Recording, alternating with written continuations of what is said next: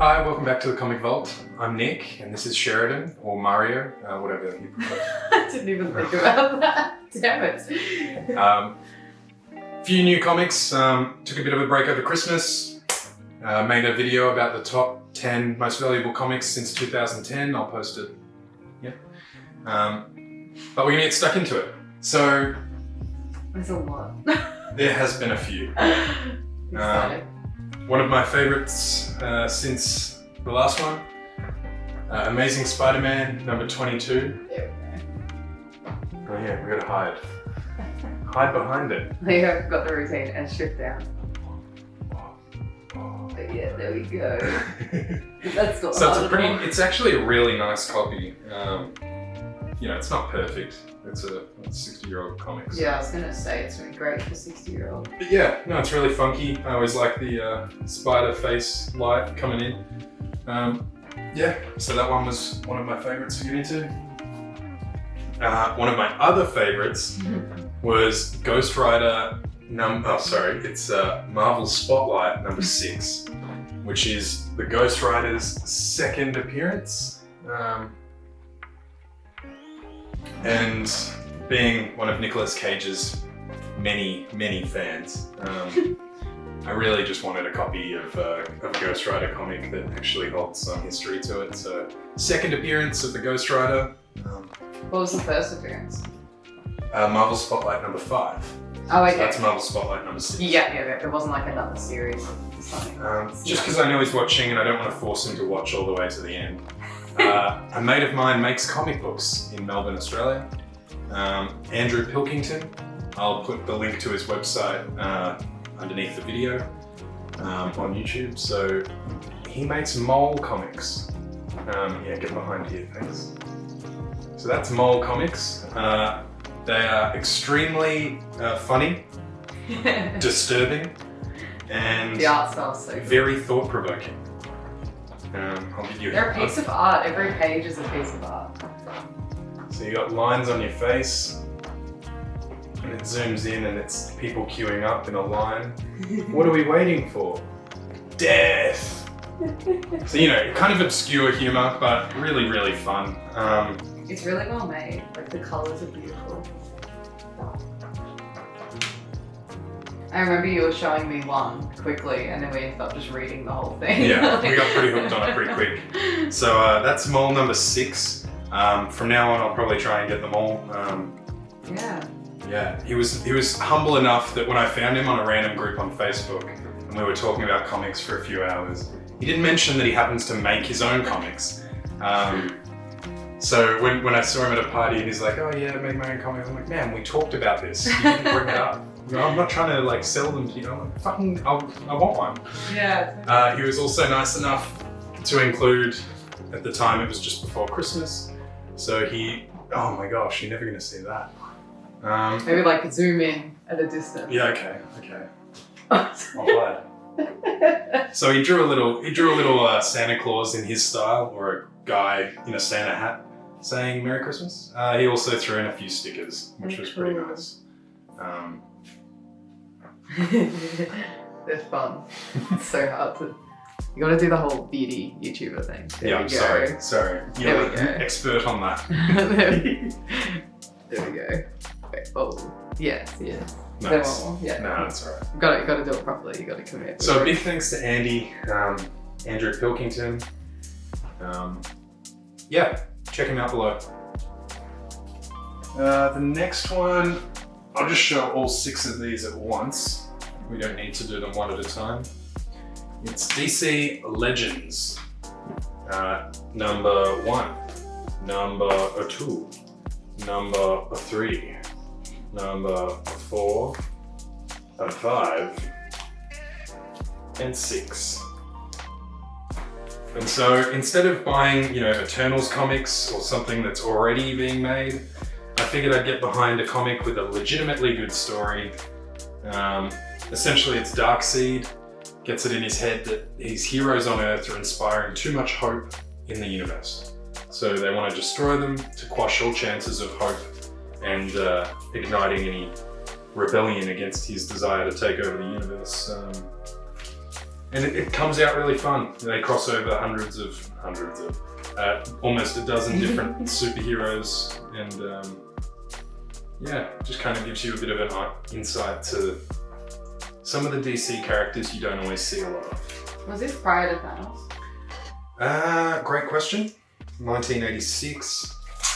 I'm not sure. Just curious because I feel like I want to say yes. the vibe of this guy is Yeah, it's very Thanos-ish. like overly masculine sort of vibe. But what's new? They're pretty much just different universes of each other. Rounded DC hair, and Marvel. really big mouth. It's that kind of thing. Yeah. All right. So once upon a time, She-Hulk was my favorite character to rip into. Like, She-Hulk shouldn't exist as a character. Well, that's an awful It's name. the Hulk. It's a girl Hulk. It's She-Hulk. That's so bad. Such a bad premise. But It's a fine premise, but it's mainly the name that I hate. sure, I'm not surprised it yeah, exists. a female version of the Hulk, fine. She-Hulk, that's a joke. Come on. Mostly she rather than, like, typically they use like man Hmm. and like boy Mhm. is insulting, but using she to me, It's even rather than woman, she woman, okay, that's bad. no Hulk woman. Hulk woman, okay. They're all bad. Yeah, They're true. But None of them but work. she's even a lawyer, so they even went as far as to make her one of the most respectable. Well, not respectable, but like, you know, it's not a bad. High-end job. There's intelligent people being lawyers. You're not most dumb dumbs. Why don't did they become do that? lawyers. Because like, what was the Hulk's? Oh wait, scientist. Mm. Yeah, okay, I get it. Yeah. Then. Anyway, so since moving away from She-Hulk, I've strongly moved towards a new joke character That sounds great. in the way of Throg. So Throg is as dumb as it sounds. It's Frog Thor. So it's Thor as a frog. I don't know how else to say that. I love the art. So this one's really fun. It's just like a frog dressed as Thor. I don't know. I love that. It's like a piece of art. Totally. Oh my gosh, that is a poster would just kill. It's a great conversation starter. So we've got Thor number 18 from the 6 series that's currently going. I keep forgetting it's not actually called Frog. Like the name. When I say Thor, I'm like, oh, what? The comic I forget that it's not actually called, right? You know? that he doesn't have his own run yet. Yeah. Yeah. No, he will. And after that, he'll have his own series on Disney, much like She-Hulk. Riddle me. That, yeah, I can see that. Moving on, as well as that, we've got the Mighty Thor number 700, which is the first appearance of Simon Wilkerson. Who's that again? So that's the guy who was cursed to become a frog, who becomes Thor Yes, Frog. yes, I Throg. remember you telling me that. Yeah. So that's his first appearance as Throg. But then I went even deeper into it and found the first appearance of Puddle Gulp, which is kind of Throg's first appearance, but not as Simon Walterson. Which is funny because the artist of this one is Walter Simonson. Yeah, I remember you telling me Or something like that. So it's really fun. They've kind of just swapped his name around and kind of credited Sounds like a him. name. Like, oh. That totally question. sounds like a name. So there we have Thor 364, and that is the first appearance of Puddle Gulp, aka Throg. So I really hit all the keys for Throg's first appearances.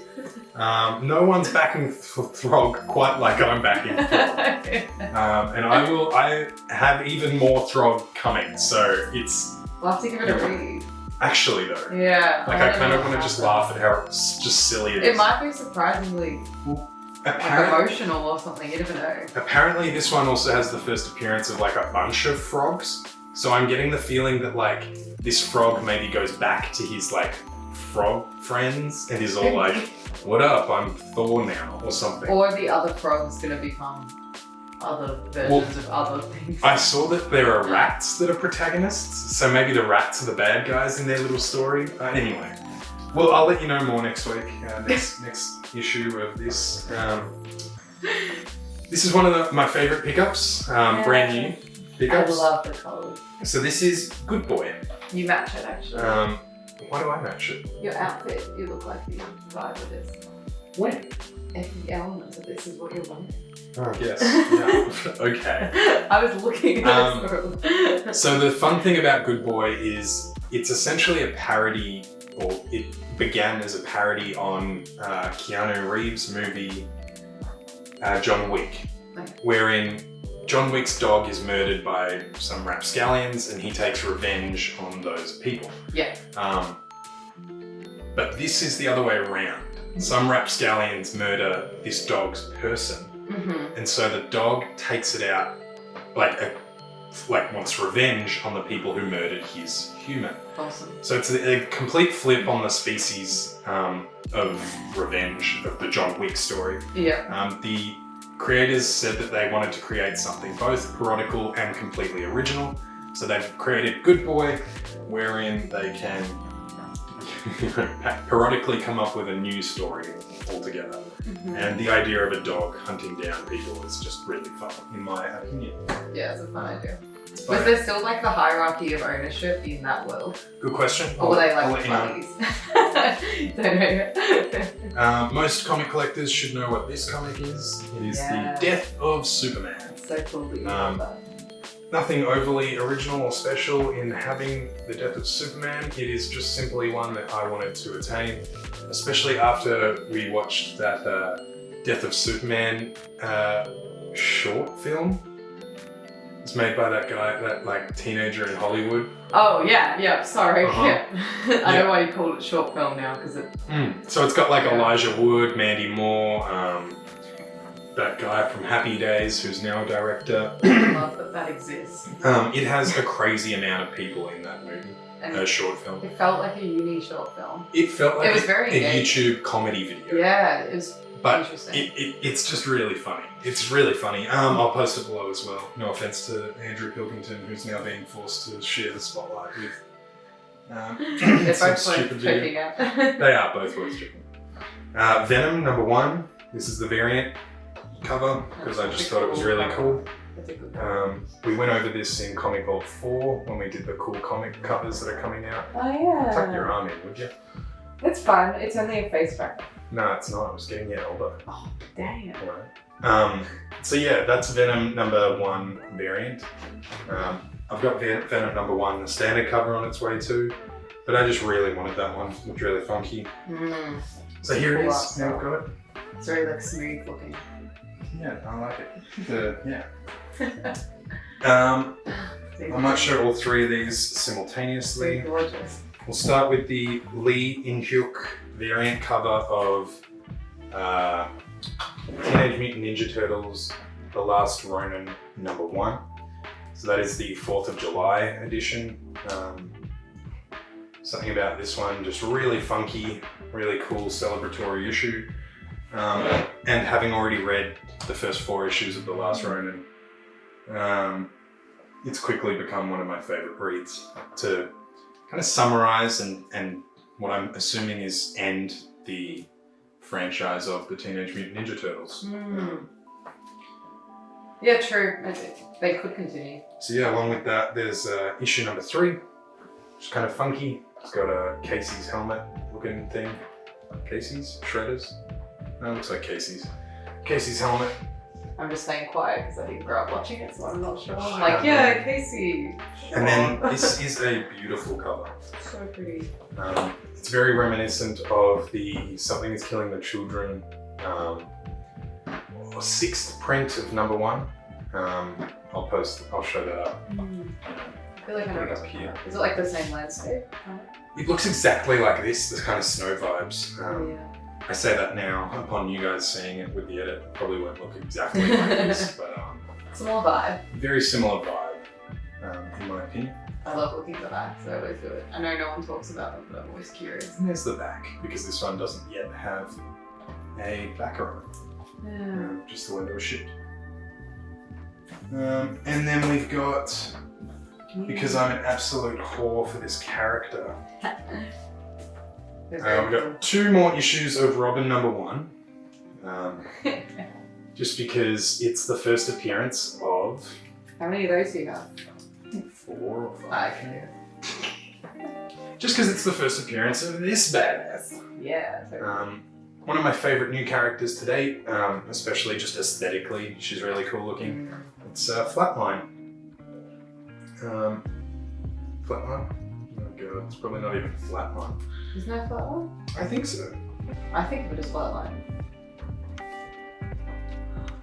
Yeah, no, it's Flatline. Yeah. I get her mixed up with I know the one you think. Punch. Yeah. Punchline or something. They have the same. Yeah, Punchline. But that's the Joker's chick, I'm pretty sure. Yeah, I don't know. I don't know. So anyway, this is Flatline, and her outfit is the most cosplayable outfit I've seen since Harley Quinn. It is very cool. I love the jacket. Every part of it is such a look. Just hoping that, you know, that takes over Harley Quinn, because Harley Quinn cosplays suck. Just seen a lot of it. And because of the whole Teenage Mutant Ninja Turtles thing, I thought it was really fun to get adolescent radioactive black belt hamsters. And this is the 3D cover, which was never 3D. It's kind of just periodicizing the fact that a lot of covers were coming out in 3D style. So this is the adolescent radioactive black belt hamsters #1 in the 3D variant. I still love when you read that out to my mom and she was like, Teenage Mutant Ninja Turtle. Like even she found, like she picked up on it very quickly. Yeah. They did it well. No, it's fun. So I've also got a standard copy of that on its way. But yeah. So that's all for this haul. But yeah, no, it's been really fun collecting still over the second wave of COVID. So stay hot out there, stay fresh, and keep collecting. Thanks again to Sheridan for joining me, and thanks for tuning. Have a good one. I did a creepy one.